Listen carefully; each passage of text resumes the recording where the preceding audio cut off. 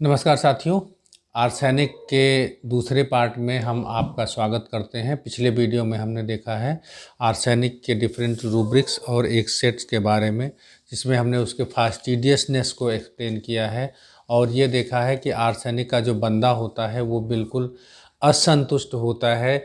वो चीज़ों को अपनी तरीके से चाहता है, दुनिया को अपने तरीके से चाहता है, दुनिया में हर व्यक्ति को अपने तरीके से चाहता है और उसकी यही जो चाहत होती है, वही जो इसकी इच्छा होती है, वो उसको रेस्टलेस की तरफ ले जाती है, उसको एंजाइटी की तरफ ले जाती है, उसको एंग्विश की तरफ ले जाती है और उसके चिंता का कारण बनती है।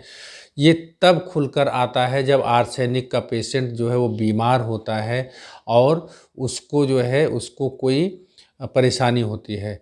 फ्रेंड्स, कोई भी जो बंदा होता है, कोई भी जो मेडिसिन होती है, वो जब नॉर्मल हेल्दी कंडीशन में होती है तब उसके सिम्टम्स छिपे रहते हैं, उसके सिम्टम्स ऊपर नहीं आते हैं। लेकिन जब वो एबनॉर्मल कंडीशन में होता है, जब वो अनहेल्दी कंडीशन में होता है, तो उसके मेंटल सिम्टम्स वो उभर के सामने आते हैं। उसके वाइटल फोर्स की जो रियल जो लैंग्वेज होती है वो सामने आती है। इसीलिए केस टेकिंग के समय हमको जो है पेशेंट से ये जब बात करते हैं तो पूछते हैं कि जब इनकी तबीयत ख़राब होती है, जब इनको फीवर आता है या जब इनको अटैक पड़ता है या जब इनको वर्स कंडीशन होती है, उस समय ये क्या क्या करते हैं, उस समय ये क्या क्या कहते हैं और उस समय इनका बिहेवियर कैसा होता है।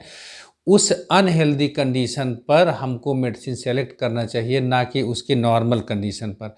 नॉर्मली हर व्यक्ति में कुछ ना कुछ गुण होते हैं, कुछ ना कुछ अवगुण होते हैं। हर व्यक्ति में जो इच्छा होती है, उसके जो इमोशंस होते हैं वो बैलेंस्ड मैनर में रहते हैं।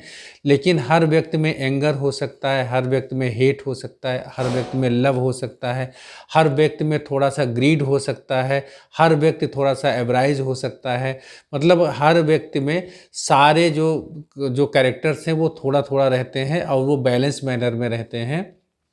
तो उसका जो है होम्योपैथिक केस टेकिंग में कोई महत्व नहीं होता है। लेकिन जब वो पेशेंट, जब वो जो है, जब वो बीमार पड़ता है, जब वो अनहेल्दी कंडीशन में जाता है, उस समय कौन से उसका जो सिम्टम्स होते हैं वो प्रोमिनेंटली बाहर आते हैं, उन सिम्टम्स को हमको पकड़ना होता है और उनके अकॉर्डिंग हमको मेडिसिन को प्रिस्क्राइब करना होता है। तो ये ध्यान रखिएगा। अब हम बात करते हैं आर्सेनिक के कुछ और कैरेक्टर्स के बारे में, कुछ और रूब्रिक्स के बारे में, एक केस के माध्यम से शुरू करते हैं। क्लिनिक में हम बैठे थे, एक डॉक्टर साहब और बैठे थे जो कि एचएचएफ से हैं और थोड़ा सा जो है मेंटल जो इस पे प्रैक्टिस करते हैं।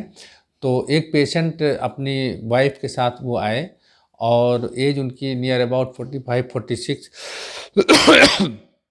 थी। उनको फिशर की प्रॉब्लम थी। वो एंटर किए और उन्होंने कहा कि पहले तो ग्रीटिंग्स हुई, उसके बाद में हमने कहा बैठिए, बताइए क्या दिक्कत है। तो उन्होंने कहा कि डॉक्टर साहब बहुत तकलीफ़ है, बहुत दर्द है। इस तरीके से उनका जो पहला प्रेजेंटेशन था वो ये था। हमने कहा कि क्या हुआ? तो उन्होंने कहा सर फिशर की प्रॉब्लम है, लेकिन बहुत परेशान है, बहुत दर्द है। तो हमने कहा कि फिर आप इसको कैसे मैनेज करते हैं और इसके बारे में कुछ बताइए। उन्होंने कहा बस सर बहुत तकलीफ़ होती है, किसी तरीके से मैनेज करते हैं। सुबह जब हमको बाथरूम जाना होता है, लैट्रिन जाना होता है, तो इतना पहले से ही उसको लेकर के इतना परेशानी रहती है, इतना मन में रहता है कैसे जाएंगे, कैसे होगा।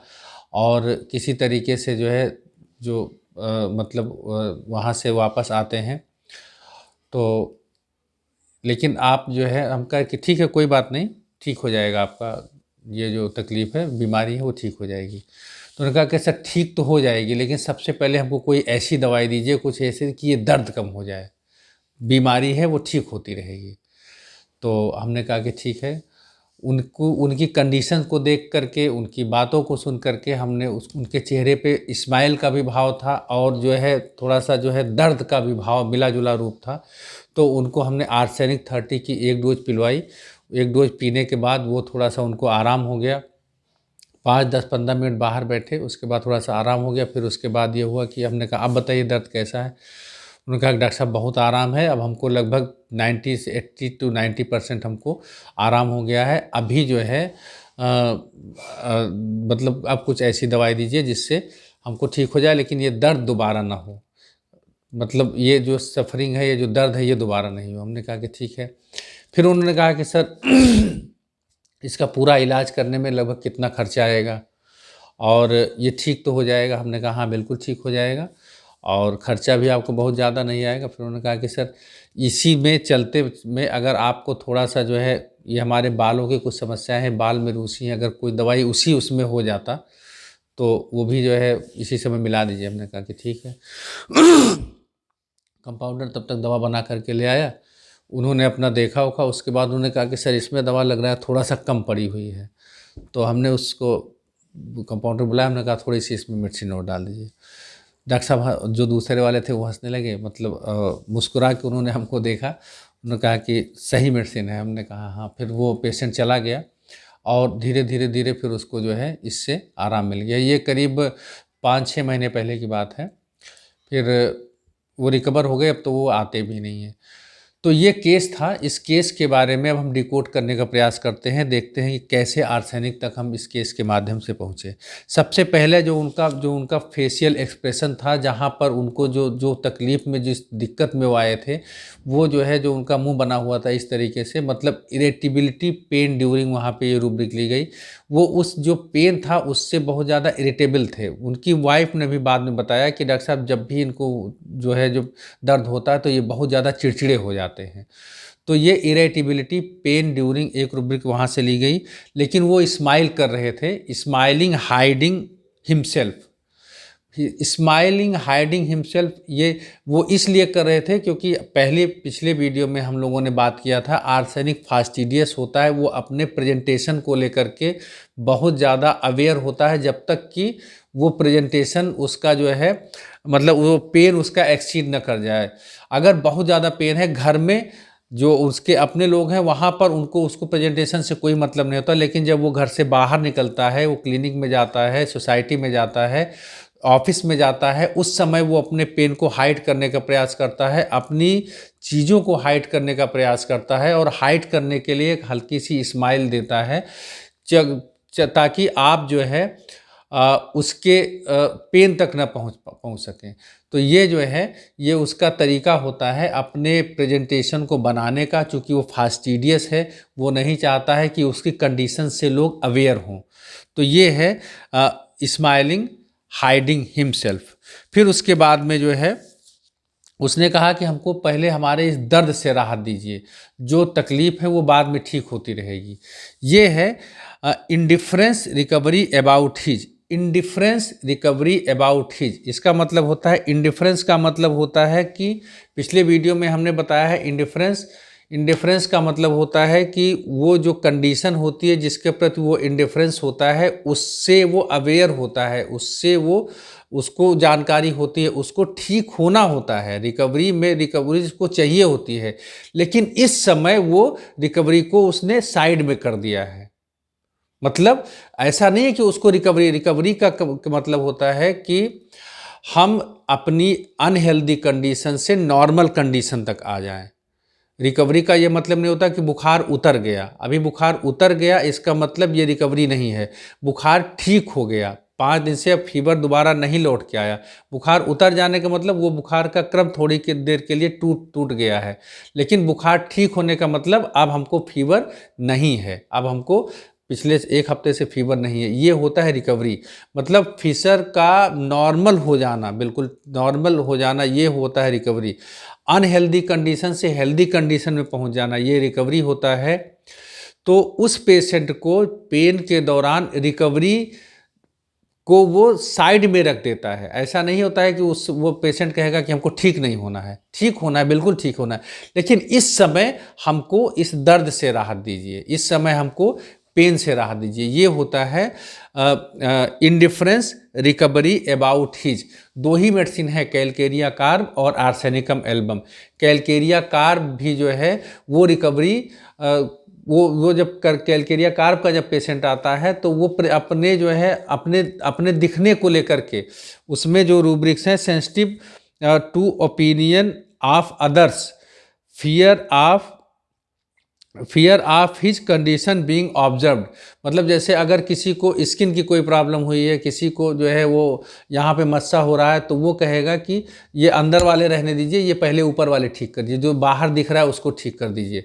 तो ऐसी कंडीशन जिसमें पेशेंट आपसे कहे कि ये जो दिख रहा है या ये जो कंडीशन है पहले इससे राहत दे दीजिए, बीमारी ठीक होती रहेगी, ये बहुत इम्पॉर्टेंट है। और ये है जो है इंडिफरेंस रिकवरी अबाउट हिज, उसको ठीक होना है लेकिन ठीक बाद में होते रहे डॉक्टर साहब, पहले इस तकलीफ से हमको राहत दे दीजिए। फिर अगला है carried desire to be carried fast, मतलब उसको तुरंत राहत चाहिए, पहले पहले दवा पिला दीजिए, पहले ये हमको जो है जो पेन है इससे बाहर निकाल लीजिए, इससे हमको वहाँ से कैरी करके बाहर निकाल लीजिए। ये होता है carry desire to be fast, कि तुरंत हमको पहले इस कंडीशन से बाहर निकालिए, कोई दवा दीजिए, ये आराम मिल जाए, उसके बाद जो है बीमारी ठीक होती रहेगी।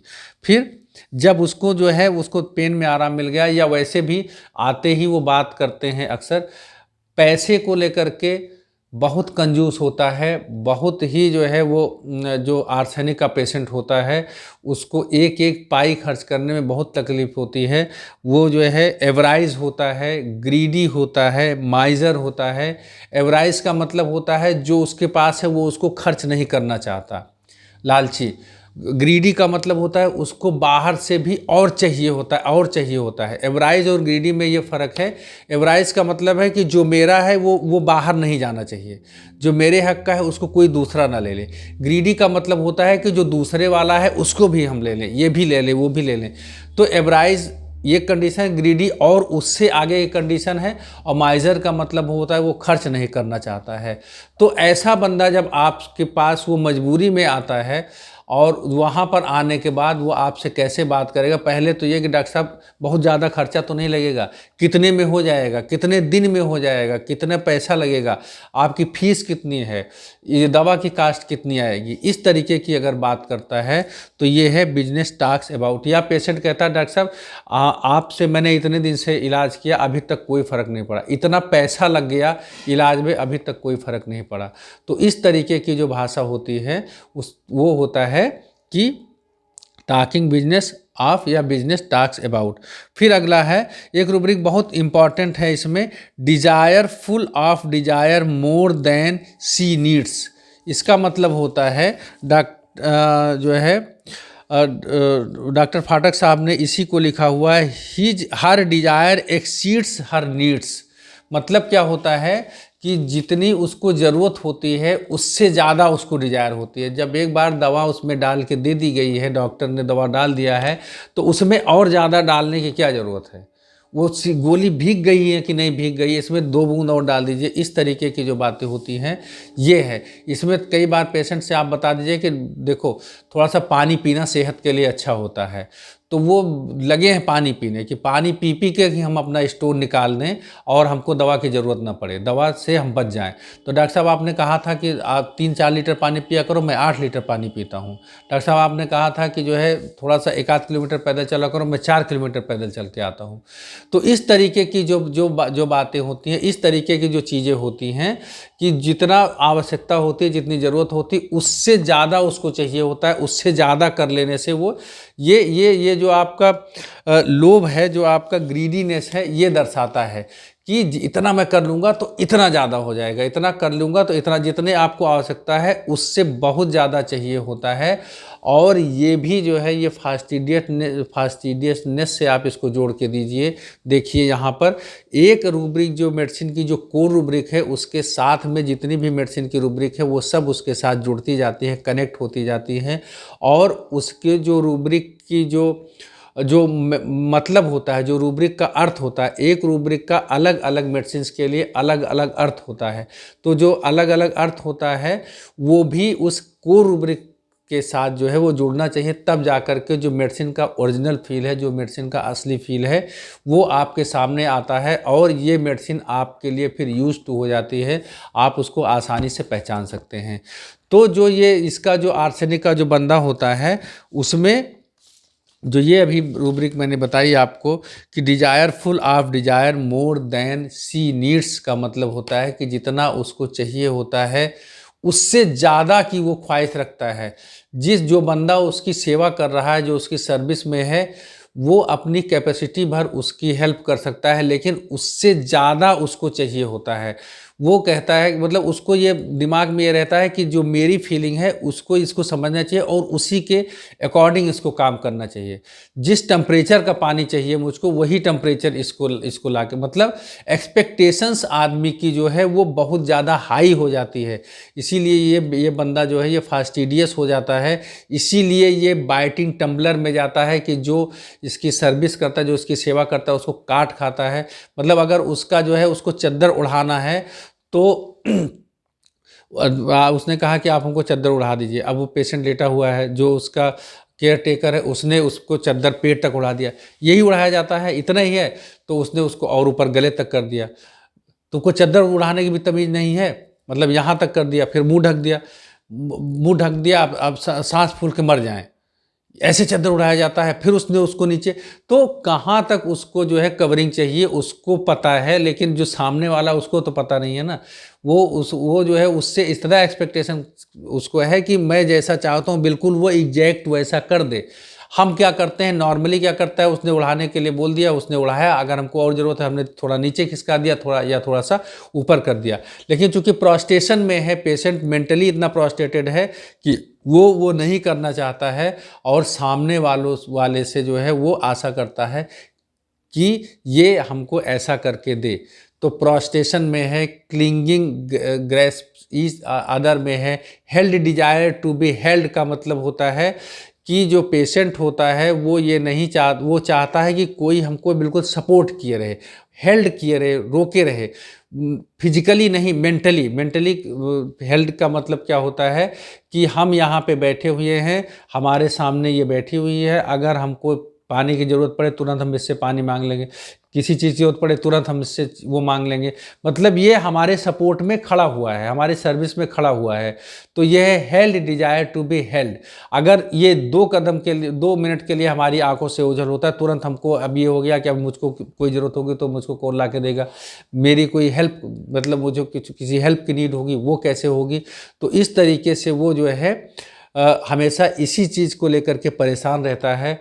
और rest can not rest when things are in proper place में जाता है। इस तरीके से जो आर्सेनिक का बंदा होता है वो मेंटली बहुत रेस्टलेस होता है, फिजिकली उतना रेस्टलेस नहीं होता है। डॉक्टर केंट साहब ने लिखा हुआ है कि एकोनाइट के पास फिजिकल रेस्टलेसनेस बहुत ज़्यादा होती है और आर्सेनिक के पास मेंटल रेस्टलेसनेस बहुत ज़्यादा होती है, फिजिकली उतना रेस्ट नहीं होता है। फिजिकली वो प्रोस्टेटेड होता है और ये जो रेस्टलेसनेस है, इसकी एंजाइटी है, इसकी एंग्विश है, जो मेंटल कंडीशंस हैं, ये इसको खींच करके ले जाती हैं प्रोस्टेशन की तरफ। धीरे धीरे ये पेशेंट बहुत ज़्यादा वीक हो जाता है और वीक होने के बाद वो बेड विडन हो जाता है। डॉक्टर केंट ने बहुत अच्छे से इसको एक्सप्लेन किया हुआ इस बात को कि अगर कोई बंदा जो है वो बेड विडन है, बहुत ज़्यादा प्रोस्टेटेड है और आपके पास आता है तो आप उससे पूछिए कि क्या ये पहले से इतने मतलब ऐसे थे, अभी तो वो बिल्कुल हिल डुल नहीं पा रहा है, अभी उसके पास जो है बोलने की शक्ति नहीं है, तो रेस्टलेसनेस वो कहाँ से दिखाएगा।